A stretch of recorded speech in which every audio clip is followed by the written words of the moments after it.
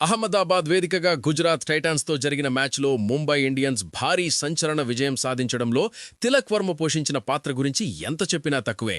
తనపై వస్తున్న విమర్శలకు తన బ్యాట్తోనే కళ్లు చెదరే సమాధానం చెబుతూ ఎవరూ ఊహించని విధంగా కెరీర్లో తొలి ఐపీఎల్ సెంచరీని నమోదు చేసి ముంబైకి ఒంటి చేత్తో విజయాన్ని అందించాడు.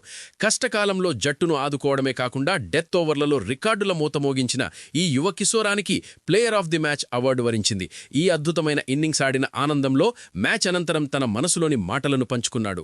అసలు తన బ్యాటింగ్ విధ్వంసం వెనుక ఉన్న వ్యూహాన్ని వివరిస్తూ తిలక్ ఏమన్నాడంటే, నిజం చెప్పాలంటే నా కెరీర్లో వచ్చిన ఈ మొట్టమొదటి సెంచరీ నాకు ఎప్పటికీ చాలా స్పెషల్. పైగా ప్రస్తుత పరిస్థితుల్లో ఈ ఇన్నింగ్స్ మా జట్టుకు ఎంతో అవసరం. ఇక్కడి నుండి మాకు అస్సలు సమయం లేదు. ఆడే ప్రతి మ్యాచ్ మాకు చాలా కీలకమే. గత 5 మ్యాచుల్లో నేను క్రీజులో ఎక్కువ సమయం గడపలేకపోయాను.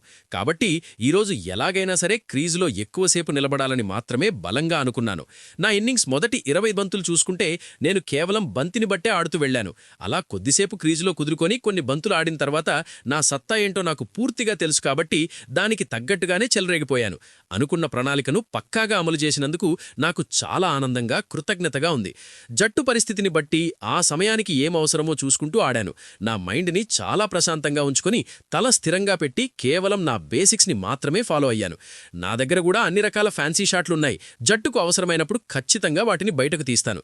కానీ ముఖ్యంగా తీవ్రమైన ఒత్తిడిలో బ్యాటింగ్ చేస్తున్నప్పుడు మన బేసిక్ స్కిల్స్ను నమ్ముకోవడమే చాలా ముఖ్యం. ఈరోజు నేను నా స్కిల్స్ను నమ్ముకున్నాను. అది నాకు ఇంత అద్భుతమైన ఫలితాన్నిచ్చింది.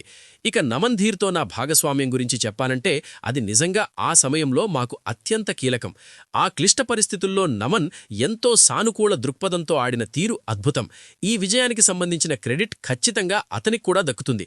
నమన్తో ఆ అద్భుతమైన భాగస్వామ్యం తర్వాత నేను నా ఇన్నింగ్స్ను ముగించిన విధానం చూసుకుంటే నాపై నాకు చాలా గర్వంగా ఉంది, తిలక్ చెప్పుకొచ్చాడు.